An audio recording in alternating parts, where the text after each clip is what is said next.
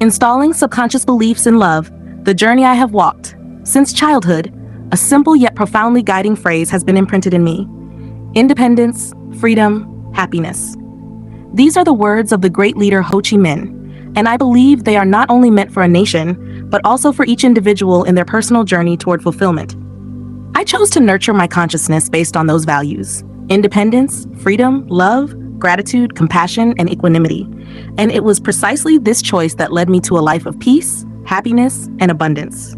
As I grew, I came to understand that independence is not only about having a job or financial security, but also about emotional and mental autonomy. I did not want to depend on anyone to define my worth. I trained myself to stand firmly on my own, to be grateful for what I had, and to love without needing to control. From that foundation, I began to install into my subconscious the image of the kind of man I wish to walk beside: a kind, calm, independent, loving, and compassionate man, someone who could journey with me with respect and support. And then something miraculous happened. He appeared. He came into my life naturally, without pretense, without exaggeration. A gentleman, kind and polite, financially independent, steady in thought, and most importantly, a man of family values. When he entered my life, I planted into his subconscious the belief: I welcome you into my world. You are the soul I have chosen to walk with me in this lifetime. He is not only a lover, but also a mirror through which I have learned more about forgiveness, acceptance, compassion, and appreciation.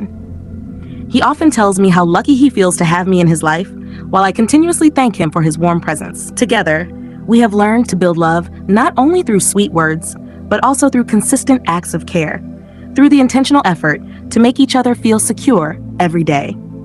I often tell him, "You are so kind and sweet. I am truly lucky to have you by my side." And I know these words not only touch his heart, but also carve themselves deeply into both our subconscious minds, allowing our love to grow stronger and more resilient. One of the most beautiful habits we maintain is meditating and praying together every morning and evening. These moments are not just times of silence, but sacred practices that synchronize our souls, nurture the energy of love, and deepen our connection. In those quiet minutes, I feel clearly that love is not a fleeting emotion, but an energy field nourished daily through presence and practice. Of course, life is not always painted in pink. We also have moments of disagreement and times when we fail to fully understand each other. But instead of avoiding conflict or engaging in useless arguments, we choose to sit down, listen, compromise, and seek connection. In those moments, we realize that love is not the absence of conflict, but the willingness to overcome conflict together. Looking back, I recognize one essential truth: everything begins with the subconscious. When you plant in your subconscious the images, feelings, and beliefs of the love you desire, you are sending a signal out into the universe. And the universe responds by bringing to you the person aligned with that vibration. When they arrive, your task is to continue nurturing the relationship with gratitude, love, compassion, and kindness. The subconscious does not distinguish between right and wrong. It simply records and recreates what you plant within it. If you continuously sow fears of abandonment, doubt, and jealousy, the love you attract will be filled with insecurity. But if you cultivate within your subconscious independence, freedom, pure love, gratitude, and compassion, you will see love manifest as a peaceful and fulfilling flow. Today, as I share this story, I want to leave you with a message. Begin with yourself. Install into your subconscious the belief that you deserve a beautiful love, that you can love and be loved in the most complete way. Nurture independence so that your worth is not reliant on another.